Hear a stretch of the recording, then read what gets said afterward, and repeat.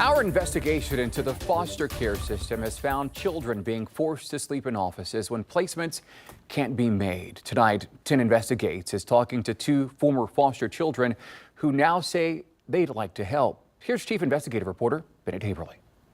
It's like when I aged out of the system, I was an 18-year-old single mom. I had a baby and I had nothing. Like, I had no parents, no mom, no dad, nobody to mentor me, not even independent living worker. I had nothing. Augustine Turner and her sister Regine, now in their 20s, grew up in the foster care system of Cleveland. So all told, how many places would you say you've lived? Whew. Probably like about 20. 20 different places? Because I had behaviors that they never seen in a kid. In an hour-long conversation, they told me haunting stories of alleged neglect and abuse, the details of which are difficult to hear and independently confirm because foster care records are kept confidential.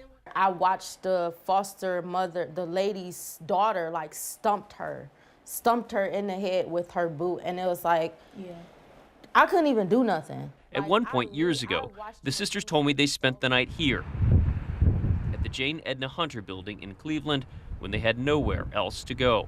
It is the same building where foster children have been forced to sleep in, which last summer sparked workers to speak out during a county council meeting. We've had it up to here. Will y'all act in? Because no one is doing anything right now. And I'm sorry, I'm frustrated. I am angry. The problem is that these kids that come in, they go out of the building, they come in as they want. So they go here, they steal food at Dave's, come back. They go out, they prostitute, they come back.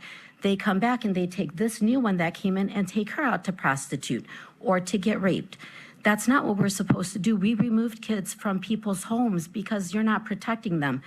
But that's what they're doing there, and nobody is protecting them. Like, kids need a bed, kids need a blanket and a pillow. The sisters told me they would like to help by providing hygiene care packages for the children who have to stay here.